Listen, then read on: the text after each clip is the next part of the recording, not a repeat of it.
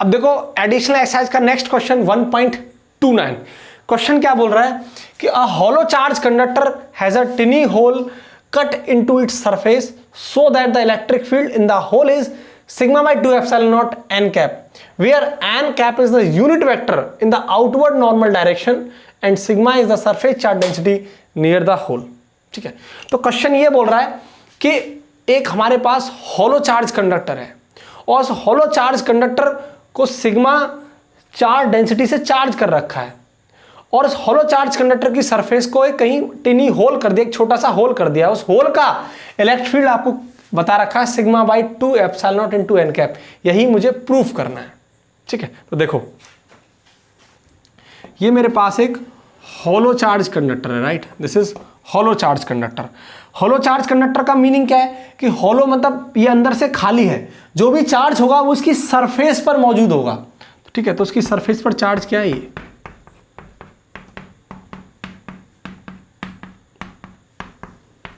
ठीक है, this is hollow charge conductor. ठीक है, अब देखो सबसे मेन इंपॉर्टेंट जो चीज है वो क्या है कि किसी भी चार्ज कंडक्टर पर जो इलेक्ट्रिक फील्ड की डायरेक्शन होती है वो उसकी सरफेस के परपेंडिकुलर यानी नॉर्मल होती है। ठीक है, तो मैं क्या लिख रहा हूं, सॉल्यूशन, द डायरेक्शन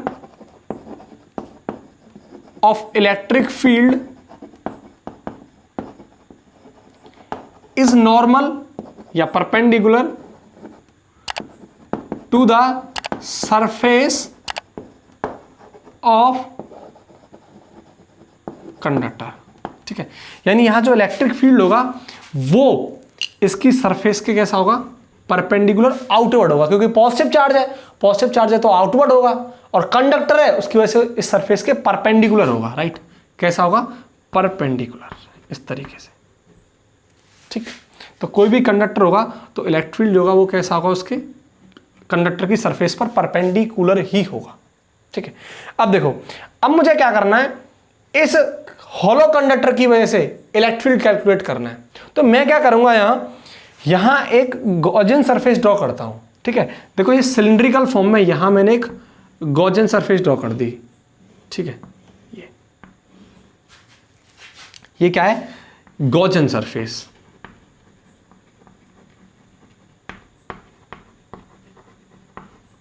ठीक है, अब आप देखो ये गॉसियन सरफेस है और मुझे इस चार्ज कंडक्टर की वजह से, हॉलो चार्ज कंडक्टर की वजह से इलेक्ट्रिक फील्ड कैलकुलेट करना है। तो इस गॉसियन सरफेस में आप देखेंगे एक तो ये वाली सरफेस, ये वाली जिसे मैं फ्लैट सरफेस बोल सकता हूं, और एक ये वाली सरफेस और एक ये वाली surface, this is called curve surface. तो जो नेट इलेक्ट्रिक फील्ड होगा वो किस सरफेस के थ्रू कैलकुलेट करके आएगा, यानी अगर आप देखें इलेक्ट्रिक फील्ड तो बाहर की तरफ होगा। अगर आप इस बाहर वाली सरफेस की बात करो जो फ्लैट सरफेस है तो इलेक्ट्रिक फील्ड तो बाहर की तरफ होगा और एरिया वेक्टर कैसा होगा, बाहर की तरफ। ठीक है, अब आप आओ कर्व सरफेस पर। अगर कर्व सरफेस पर आएंगे तो इलेक्ट्रिक फील्ड जो होगा वो बाहर की तरफ होगा, लेकिन एरिया वेक्टर कैसा होगा, इसके परपेंडिकुलर आउटवर्ड, ये डी है। तो ये इलेक्ट्रिक फील्ड है बाहर की तरफ। तो इलेक्ट्रिक फील्ड और एरिया वेक्टर में कितने डिग्री एंगल बनेगा, 90। तो इस कर्व सरफेस की वजह से इलेक्ट्रिक फील्ड कितना हो जाएगा, यहाँ 0, यहाँ तो 0 हो गया। चाहे इस अपर सरफेस की बात कर लो, क्योंकि कर्व सरफेस तो ये भी है, इलेक्ट्रिक फील्ड बाहर की तरफ जा रहा है और इस पर एरिया वेक्टर कैसा होगा, परपेंडिकुलर आउटवर्ड, ये डी है। तो आप देखो इलेक्ट्रिक फील्ड और एरिया वेक्टर में कितने डिग्री एंगल है, 90, और cos 90 की वैल्यू 0, तो इस केस में इलेक्ट्रिक फील्ड क्या हो जाएगा, 0। लेकिन बाहर अगर आप देख रहे हैं जिस डायरेक्शन में इलेक्ट्रिक फील्ड है उसी डायरेक्शन में एरिया वेक्टर है, तो यहाँ थीटा क्या होगा, 0, तो cos 0 की वैल्यू कितनी होगी, 1। तो यानी कहीं ना कहीं यहाँ इलेक्ट्रिक फील्ड निकल के जरूर आएगा। अब बचा थर्ड सरफेस जो इस कंडक्टर के अंदर है। ठीक है, अगर कंडक्टर के अंदर है तो कंडक्टर के अंदर इलेक्ट्रिक फील्ड कितना होता है, 0। तो यानी इस फ्लैट सरफेस की वजह से जो इलेक्ट्रिक फील्ड होगा वो कितना होगा, 0 होगा। क्यों, क्योंकि ये क्या है, इस कंडक्टर के अंदर है। तो मैं एक लाइन बोल सकता हूं, inside the conductor, inside the conductor electric field is 0। ठीक है, यानी E इनसाइड बराबर व्हाट, 0। क्लियर। तो 2 पॉइंट्स कि एक तो किसी भी कंडक्टर पर कि सरफेस पर जो इलेक्ट्रिक फील्ड की डायरेक्शन होगी वो हमेशा उसके परपेंडिकुलर होगी यानी नॉर्मल होगी, और किसी भी कंडक्टर के अंदर इलेक्ट्रिक फील्ड कैसा होगा, जीरो होगा। ठीक है, तो जो नेट इलेक्ट्रिक फील्ड निकल के आएगा वो किसकी वजह से निकल के आएगा, इस फ्लैट सरफेस की वजह से। तो देखो मैं क्या लिखूंगा, बाई गॉस लॉ,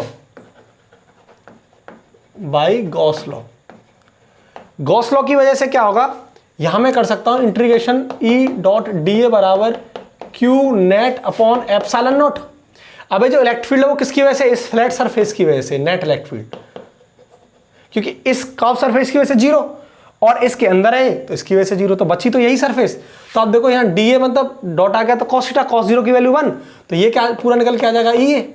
ठीक है, अब इसकी सरफेस चार्ज डेंसिटी से चार्ज है कंडक्टर सिग्मा से। ठीक है, तो अगर आप देखें सिग्मा का फॉर्मूला क्या होता है, क्यू बाई ए, यानी 1 मीटर स्क्वायर में 1 कूलाम चार्ज जो डिस्ट्रीब्यूटेड होगा उसे हम क्या बोलेंगे, सरफेस चार्ज डेंसिटी। तो 1 मीटर स्क्वायर में कितना चार्ज डिस्ट्रीब्यूटेड है, that is called as surface charge density. अगर आप यहां से क्यू की वैल्यू निकालेंगे तो क्या निकल के आ जाएगा, sigma into A by epsilon not. देखो ए से ए कैंसिल, तो इलेक्ट्रिक फील्ड कितना आ गया निकल के, सिग्मा अपॉन एप्सिलॉन नॉट। ये आ गया आपका मैग्नीट्यूड। अगर इसको मैं डायरेक्शन के केस में लिखना चाहूं तो क्या आएगा बताओ, ई वेक्टर बराबर sigma upon epsilon naught into n cap. ठीक है, तो किसी भी कंडक्टर की वजह से बाहर की तरफ जो इलेक्ट्रिक फील्ड निकल के आया है वो कितना है, sigma by epsilon naught into n cap. अब देखो आप, अब मैं क्या करता हूं, क्योंकि अभी मेरा क्वेश्चन कंप्लीट नहीं हुआ, अभी उसने आगे बोला है कि अगर मैं इसकी कंडक्टर पर एक छोटा सा होल करता हूं उसकी वजह से जो इलेक्ट्रिक फील्ड मुझे कैलकुलेट करना है वो सिग्मा बाई 2 एप्सिलॉन नॉट आएगा, वो मुझे प्रूफ करना है, शो करना है। अब देखो आप, इसकी सरफेस पर मानो यहां एक छोटा सा पार्ट मान लेता हूं मैं, ये वाला, ये वाला। ठीक है, इसको मैं बोल रहा हूं पार्ट ए, यानी पार्ट फर्स्ट बोल दो, यानी पोर्शन फर्स्ट बोल दो, और इसके अलावा जो भी रेस्ट चार्ज पार्टिकल है उसको बोल देता हूं मैं पोर्शन सेकंड। क्या बोल देता हूं, पार्ट सेकंड या पोर्शन सेकंड। तो ये जो मैं होल बना रहा हूं एक तरीके से, या जो मैं पार्ट बोल रहा हूं ये पार्ट 1 है, और ये इसके अलावा जो पार्ट है that is called as portion 2। तो इसकी वजह से जो इलेक्ट्रिक फील्ड मान रहा हूं मैं वो होगा E1, और इस और सभी रेस्ट चार्ज पार्टिकल के जो इलेक्ट्रिक फील्ड होगा वो क्या होगा, E2।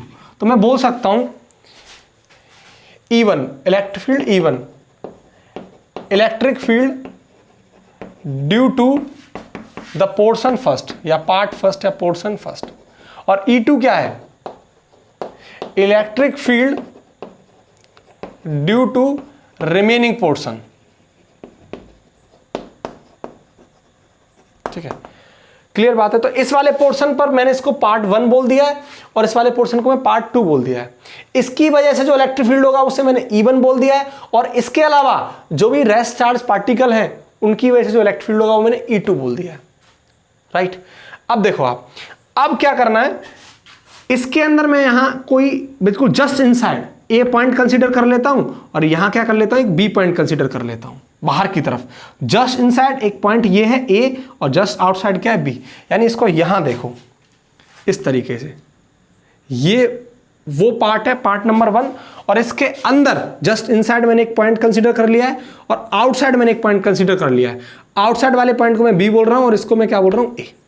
क्लियर है, यही सेम सिचुएशन है। अब देखो आप, इसकी वजह से जो इलेक्ट्रिक फील्ड होगा इस वाले पार्ट की वजह से, तो ये पॉजिटिव चार्ज है तो इसकी वजह से इलेक्ट्रिक फील्ड कैसा होगा, बाहर की तरफ। ठीक है, तो आप देखें E1 कैसा होगा, यहां मैं E1 बोल रहा हूं इसकी वजह से इलेक्ट्रिक फील्ड, लेकिन किसी भी कंडक्टर के अंदर इलेक्ट्रिक फील्ड कितना होगा, 0। तो अगर आप देखेंगे E1 की वैल्यू कितनी आ जाएगी, 0। लेकिन E1 की वैल्यू कब 0 होगी, तब 0 होगी जब इन सभी रेस्ट पार्टिकल की वजह से इलेक्ट्रिक फील्ड इधर की तरफ होगा, यानी अपोजिट डायरेक्शन में होगा, और उतना ही इलेक्ट्रिक फील्ड होगा जितना E1 की वजह से लग रहा है।